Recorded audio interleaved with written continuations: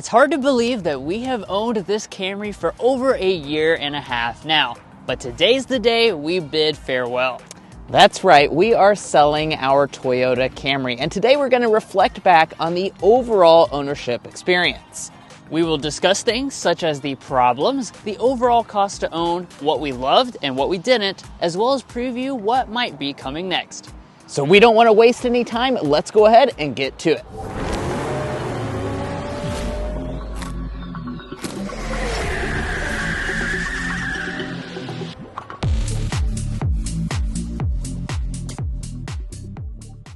So before we get into the rest of the video, I do want to start with kind of a quick summary of this Camry and when it entered into our channel. So we bought the car on June 25th of 2024, so that means that we've had it for around a year and a half, around 572 days, and in that time we put around 15,700 miles on this car. So this has been our daily driver. We've taken it on a lot of work trips, family vacations, and all of the in-between. But probably more important than any of those things that I just mentioned is the lifetime fuel economy. I'm sure you're probably wondering that because this Camry is hybrid exclusive. This is the front wheel drive variant, and across that 15,700 miles, we've been sitting at around 42.1 miles per gallon on the lifetime of owning this vehicle. That does mean that it's around 8% lower than what the EPA estimates this car to be at, but let's go ahead and get to the rest of our ownership experience.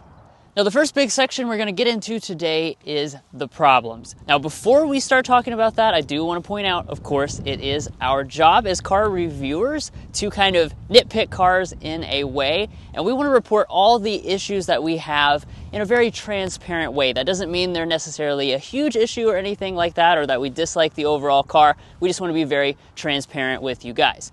Now, we did report on some of these things earlier in our one-year update. We'll be a little quicker on those items. Now, one of those items is the tech issue that we had persistently through our ownership experience, where this system did not really like wireless Android Auto and Apple CarPlay. Many times, the majority of times, it would not connect without further intervention. It also would sometimes disconnect while we're driving. And we know from all the comments that you guys left on our last update, a lot of Toyota owners of many different models are having this issue. Now, the new RAV4 is launching a brand new infotainment system, so we actually reached out to Toyota to ask them, will they be bringing this brand new infotainment system, which is supposed to address some of these problems, to their existing products, and they said no. They actually can't bring that new software to their existing products due to hardware changes that they made beginning with that new RAV4 when that launches. Now, aside from the tech issue that we've experienced with the Camry, we have had some build quality issues as well. Now, Toyotas have been historically known to have really rock-solid cabins that are made of quality materials, but some of the newer models like this Camry suffer from some cheaper parts, that's for sure. So, since our last update, we actually have developed a new squeak and creak, and that's here in the center armrest. We'll go ahead and insert a clip in of that squeak.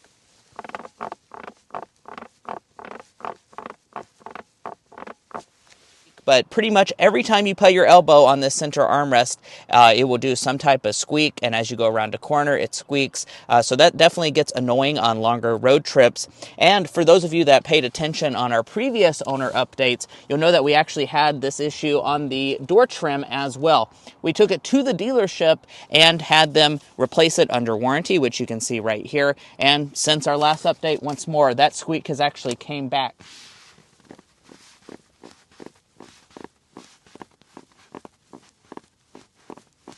So I guess it's just a cheap part that is not going to really resolve itself depending on how many times you replace it.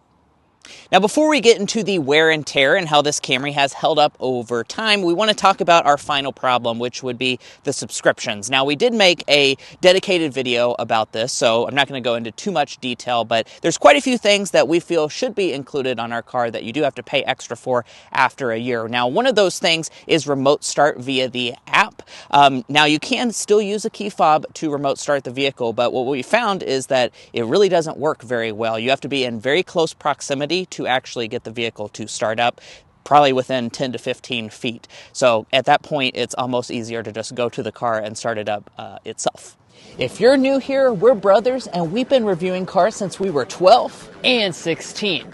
We started young, and since then we have reviewed over 2,000 vehicles at every price point. No matter what you're looking for, from humble to high-end, we'd love for you to subscribe to be a part of our Car Confections family. Let's learn a lot and have some fun with all the latest cars. So that's it for the Camry's problems in our year and a half of owning it, but let's talk about the wear and tear. Now, aside from those squeaks and creaks that have developed that we just talked about, we do have a couple other items to mention. Now, I started here in the back seat because this is a good example of it. Despite very light usage here in the back seat, you'll kind of notice that the leather is kind of wrinkling up and creasing here in the back. It almost looks like butt marks from where someone was sitting in the seat. And if you actually look at the seats, it's developed on all four of them. So you'll see that there's a lot of give there. So that's definitely something that hasn't aged very good, especially compared to other vehicles that we've owned, such as the BMW 3 Series. Now, in the front of the cabin, everything has aged pretty well, despite there being quite a bit of piano black. Now, arguably, we don't have dogs or anything in the vehicle frequently. And as far as the exterior is concerned of this vehicle, everything looks just like it did when we took it off of the showroom floor. There's actually not even any paint chips or anything on this car, despite the 15,000 miles that we've driven it. The exterior is flawless, and everything is held up really, really well. Now, before we get into the bigger section of the overall cost to own, as well as some of the things we really liked and didn't like, we have a small section which is recalls. This vehicle was subject to one recall that impacted this specific VIN number. It is the 12.3-inch digital gauge cluster having the possibility of going blank. I do want to say we didn't experience this issue at all, but it is under recall, with Toyota currently developing a solution to this that they don't have yet available, because it does impact actually several different models in their lineup.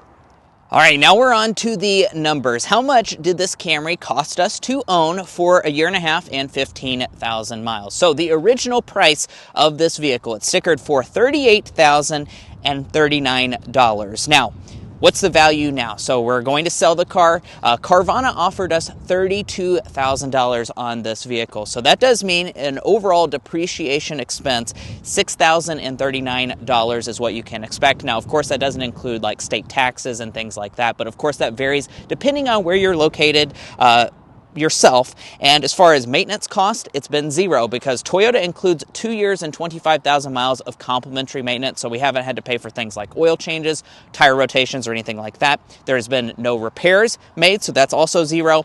The fuel expense is a pretty easy calculation as well. So the 15,700 miles divided by the overall lifetime average of 42 miles per gallon gives us a fuel expense of around $1,083 based on the average fuel cost in our area, which we live in Kentucky, if you're not familiar.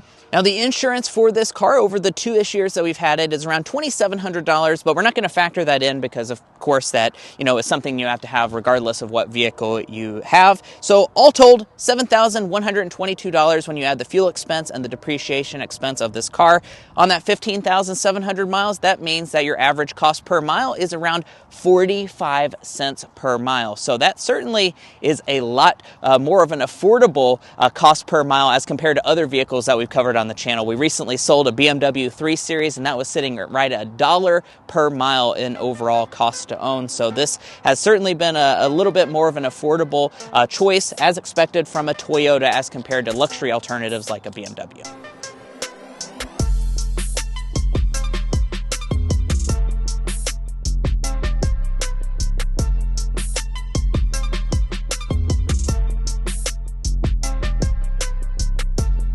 Now we're going to run through some things that we really loved with this Camry and some things that we didn't love as much. I'm going to start with the things that we loved. One of the things that Mason just kind of panned right past was that hybrid badge. We really loved the 5th generation hybrid system over this last year and a half. It is very smooth and it gets great fuel economy, and that's exactly the type of thing you're looking for. Another thing that we really loved about this vehicle is that it's quite stylish, especially if you choose the XSE. This is a mid-size sedan that doesn't seem like a boring option. You get that two-tone roof, and everything does give you a little bit of spice, especially with the red interior. Another thing we enjoyed about the driving experience is the handling and agility. Toyota focused a lot more with this new generation, making this more fun to drive than any of the other Camrys that came before it.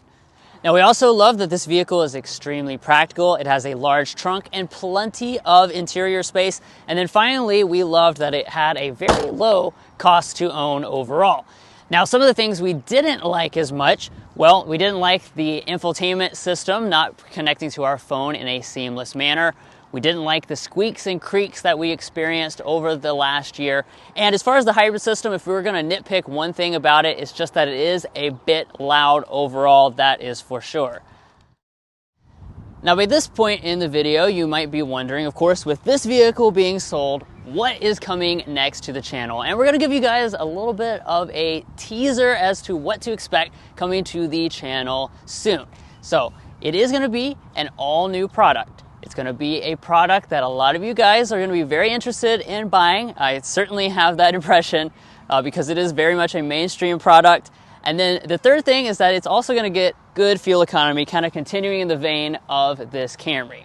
Yeah, so we want to know what you all think that product is down below. We want to hear your guesses, and of course, we'll be talking about it very soon on the channel, so you'll definitely want to stay tuned for that.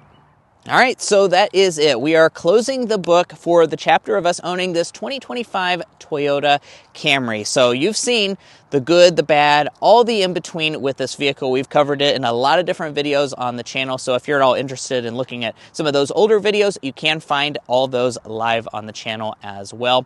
But certainly, in conclusion, this is a good car for sure. It's a very practical choice. It checks a ton of boxes off for many buyers. So it's super easy to see why the Toyota Camry is super popular. Now, we didn't have a flawless ownership experience. There were some things that we hope Toyota will improve on, such as the build quality of this vehicle, but it didn't give us any major issues. We were never left stranded on the side of the road or anything like that, and it is a very practical choice.